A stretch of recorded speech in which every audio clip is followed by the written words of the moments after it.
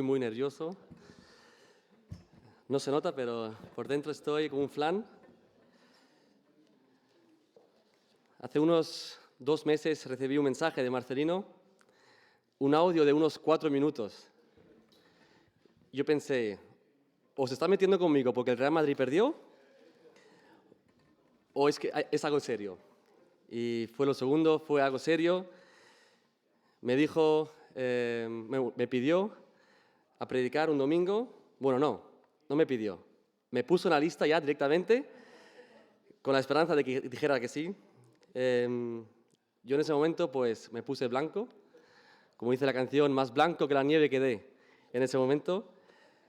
Pero al instante pensé, ¿por qué no?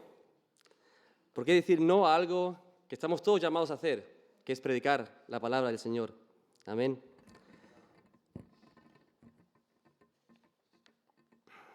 Cuando preparo los temas a los jóvenes, siempre me dejo inspirar por alguna canción y para sacar el título de la predicación.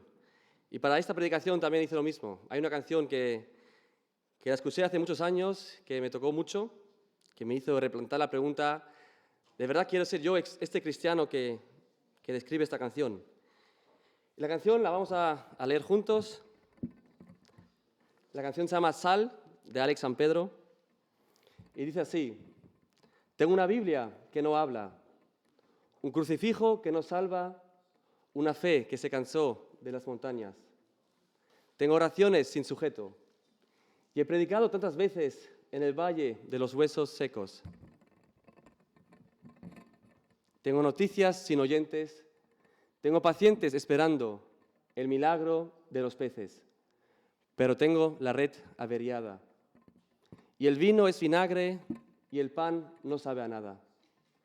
Tengo una sal que ya no sala, una iglesia que no sale, una luz bajo la mesa y una virgen despistada.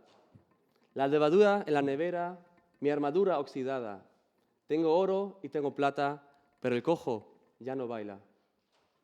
Tengo victorias derrotadas, gente en el templo destemplada, misioneros encerrados en sus casas. Tengo la ofrenda en el banco, las promesas caducadas, el maná está congelado, no hay calor en la palabra. Está de fiesta en la atalaya con el buen samaritano. Ya no sufren como hermanos, son cristianos sin agallas. Una canción que a mí, no sé si a vosotros también os ha provocado algo por el interior, pero a mí me tocó mucho. Y ya me pregunté, ¿cómo está siendo mi vida cristiana? ¿Cómo está siendo mi relación con Dios? ¿Cuál es mi testimonio que doy hacia afuera? Seguro que cada uno conoce a alguien que a lo mejor se ha enfriado, que se ha desviado del camino o que no quiere saber nada del Señor. Y mi pregunta es, ¿por qué? ¿Por qué llegamos a esta decisión? Yo puse 3 motivos especiales, principales. Una es, no buscamos la relación con Dios, no hacemos caso a Juan 5:39, escudriñad la palabra, y se nos ha olvidado muchas veces lo que el Señor ha hecho por nosotros. Os invito a leer en Juan, capítulo 6, versículo 11. Este capítulo 6, es muy conocido, la alimentación de los 5.000. Un milagro que el Señor hace con 5 panes y 2 peces. 5.000 personas siguiendo a Jesús por las señales y los milagros que había hecho. Y Jesús, al ver tanta multitud, como también estaba cerca de la Pascua, dijo, vamos a alimentar a estas 5.000 personas con solo 5 panes y 2 peces. Y en el versículo 11, voy a leer de la Reina Valera. Yo soy fan de la Reina Valera, del 1960. Además, la Reina Valera usa un adjetivo que no lo autorizan las demás versiones. Tampoco la dice la versión alemana, por eso también me gusta esta versión, porque en el versículo 11 dice, y tomó Jesús aquellos panes, y habiendo dado gracias, los repartió entre los discípulos, y los discípulos entre los que estaban recostados. Asimismo, de los peces, cuánto querían.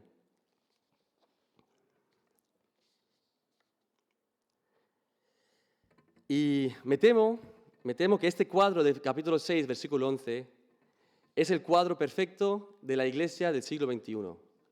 Una multitud de recostados y solo un puñado de discípulos que tienen demasiado trabajo, pero que siguen intentando conseguir la comisión, la gran comisión de Dios.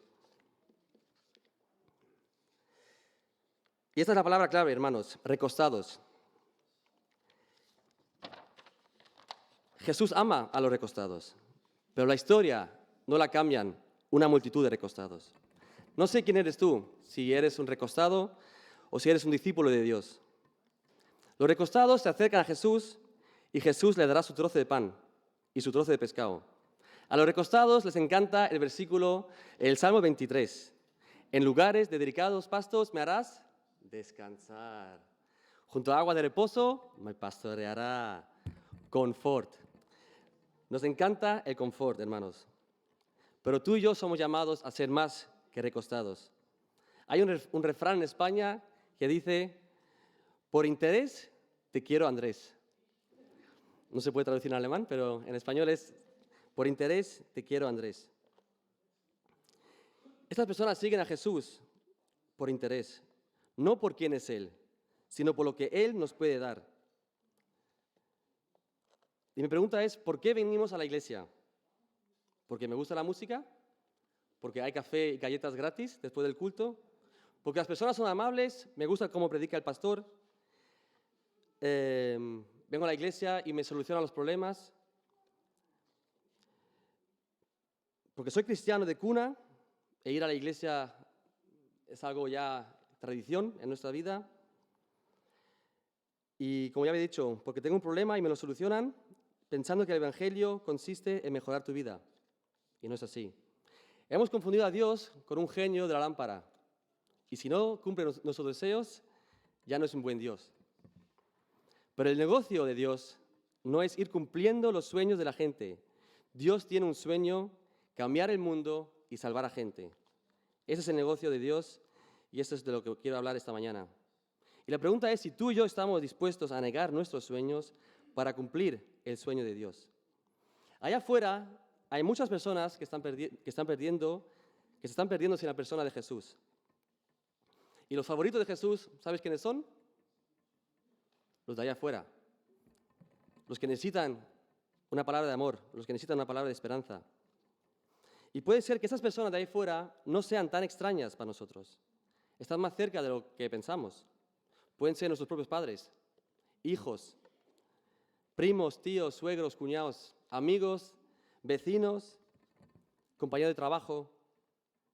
Si no nos atrevemos a llevar el Evangelio a aquellas personas que queremos, que están cerca de nosotros, ¿cómo vamos a predicar a las personas extrañas, con las que no tenemos tanta confianza al hablar de Jesús? ¿Acaso queremos que estas personas que queremos se vayan a la perdición? ¿Acaso queremos que estas personas a las que queremos no reciban la buena nueva, el regalo de la salvación? En el estudio bíblico muchas veces lo repetimos, que el Evangelio hay que llevarlo a nuestras casas y no solo dejarlo los domingos en la iglesia. Y si tenemos una Biblia que no habla, es porque no la usamos. Y un seguidor de Cristo está enamorado de la palabra de Dios. En la semana pasada el pastor Marcelino trajo la predicación sobre el Felipe y el etíope. El etíope leía la palabra y no la entendía. Y Felipe dijo, ¿podemos leerla juntos? Hay muchas personas que tienen la posibilidad de leer la Biblia. La Biblia está ya online, en los móviles, en todos los lados. Pero la Biblia, como sabemos también, es un libro complicado y hay que entenderlo. Y muchas veces la gente lo lee y no entiende. Pero para ello estamos nosotros, como Felipe, para traerles la palabra y leer juntos la palabra de Dios. Y si no entendemos la palabra, tenemos los miércoles un estudio bíblico fenomenal, donde juntos leemos la palabra y estudiamos para entenderla mejor. Esta mañana se bautizó una chica creo que tiene 20 años. Sus padres ateos, pero ella decidió coger la Biblia y leerla. Y cuando la leyó, vio la maravilla de Jesús, entendió quién es Jesús. Y no lleva más de medio año en la iglesia y hoy se bautizó esta mañana en el culto alemán. Y puede ser que esta niña haya entendido más la palabra que alguno que lleva toda su vida en la vida cristiana.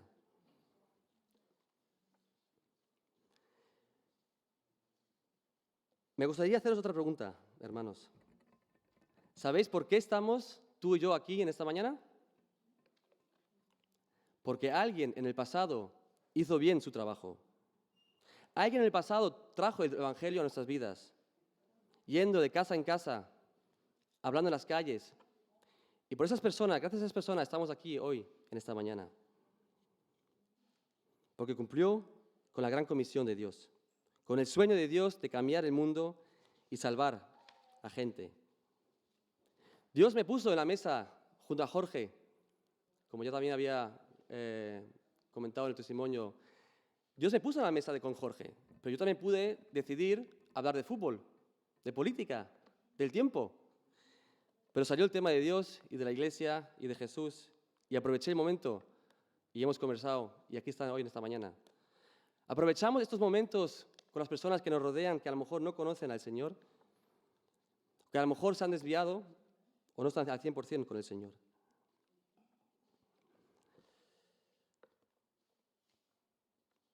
¿Me he perdido? Bueno, sí. Hermanos, si hemos recibido de gracia, entonces dar de gracia. Si hemos recibido el mensaje de Jesús, que vino a salvarnos del pecado y de la muerte, para llenarnos del Espíritu Santo, para que fuésemos testigos en todo el mundo hasta que Él vuelva, entonces llevemos el mensaje a los que no conocen a Jesús, a los que no se han dedicado al 100%, cristianos recostados, que les encanta el confort. Y no caigamos en el mismo error que le pasó al pueblo de Israel. Pensaban que eran los especiales, los mejores, y le dieron la espalda a las naciones. O como la vieja Europa, donde todos eran cristianos y no lo eran. Otra forma de intervenir, de interceder por los hermanos y por los que no conocen a Jesús es la oración. Y temo que hemos olvidado qué es orar. Hemos olvidado el poder de la oración. Pero Jesús mismo, en Juan capítulo 17, ora por sus discípulos. Y también ora por los que han de creer en Él, por los que están perdidos. Entonces, si Jesús ora por sus discípulos y por los que han de creer en su palabra, ¿cuánto más nosotros también tenemos que hacer lo mismo que hizo Jesús? Y aquí me gustaría volver a hablar de mi abuelo. Mi abuelo hacía algo que yo no me daba cuenta, porque no he sido maduro en la fe. Los que conocen a mi abuelo y los que han estado en su casa para comer con él, mi abuelo terminaba las oraciones siempre de la siguiente manera. Cada mañana, cada tarde y cada noche. Señor, bendice a mis hijos, Angelita, Manuel y a Pablo. Y a sus parejas, y los nombraba con su nombre. Y a sus hijos, con sus parejas. Y a sus bisnietos. Y eso cada día, cada mañana, cada tarde y cada noche. Yo era pequeño o joven y para mí era unas oraciones repetidas. No entendía el poder de la oración, no entendía el por qué lo hacía, no entendía la intención con la que mi abuelo oraba por nosotros. Yo me sabía las oraciones de memoria, la última parte, siempre me lo decía en la cabeza para comer rápido. Pero uno cuando de verdad crece en la fe, se da cuenta de los errores que hacemos, de pensar así. Y muchas veces se nos olvida orar con nuestros hijos y orar por nuestros hijos. Porque si nosotros no oramos por nuestros hijos, entonces ¿quién lo va a hacer? Por nuestras familias, por los que nos rodean. Hermanos, oramos. Pensamos muchas veces, bueno, Dios es tan bueno que en algún momento los va a tocar. Pero tenemos que interceder por ellos, así como Jesús lo hizo también por nosotros muchos. He mencionado varias veces la Gran Comisión. La Gran Comisión es el último mandato de Jesús antes de ascender a su trono. Lo encontramos en Mateo 28, el versículo 18 al 20. Y Jesús se acercó y les habló diciendo: Toda potestad me es dada en el cielo y en la tierra. Por tanto, id y haced discípulos a todas las naciones, bautizándolos en el nombre del Padre y del Hijo y del Espíritu Santo, enseñándoles que guarden todas las cosas que os he mandado. Y he aquí, nunca os va a pasar nada. No, eso no lo dice. Claro que hay problemas. Claro que muchas veces sufrimos. Pero aquí el Señor sigue diciendo, he aquí, yo estoy con vosotros todos los días hasta el fin del mundo. Amén. Y este evangelio, hermanos, vale la pena. Y si nos fijamos en Jesús, Jesús nos está diciendo, sal de las 4 paredes y echa las redes.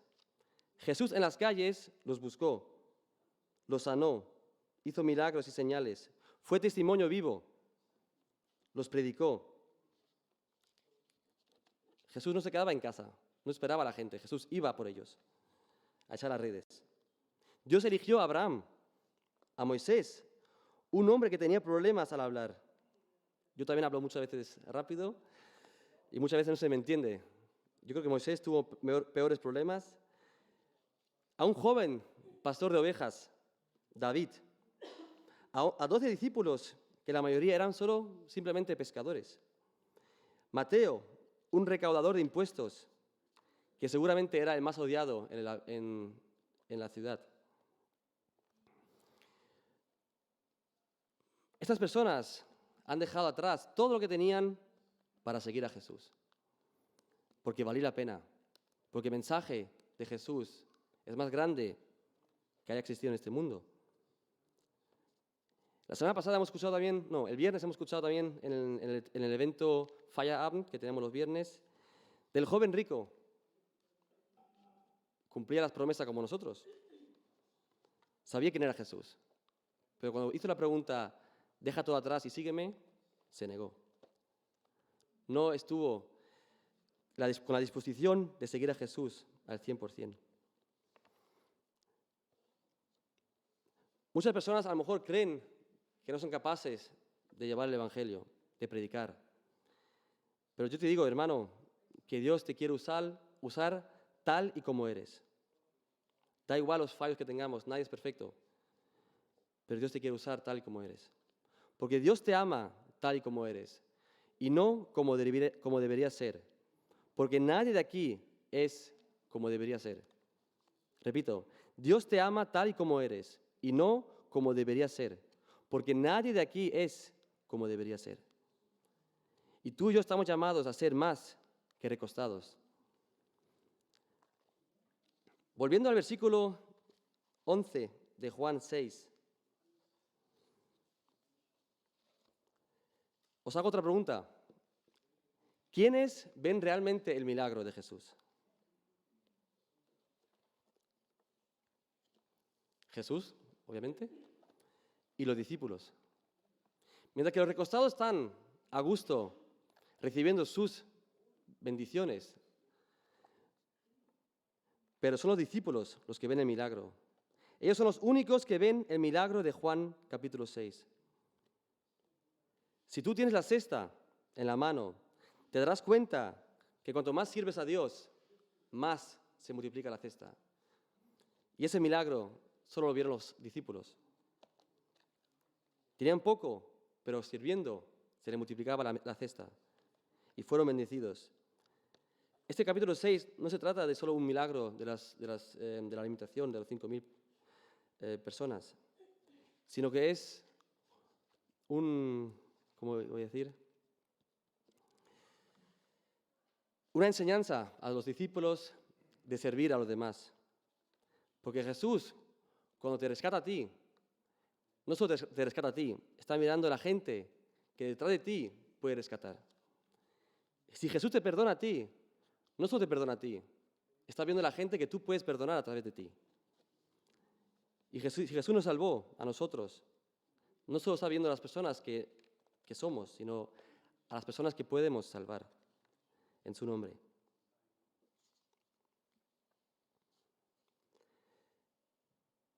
Entonces, aquí está el secreto, hermanos. Si no sirves, te lo vas a perder. Te vas a perder el milagro que pudieron disfrutar los discípulos en ese momento. ¿Quieres ser recostado o un discípulo de Dios? Seamos sal de la tierra, luz del mundo. Una ciudad asentada sobre un monte no se puede esconder. Y vivamos Gálatas 2:20. Mas ya no vivo yo, sino Cristo en mí. Bienvenido a los negocios de nuestro Padre, que es cambiar el mundo y salvar a gente. Amén.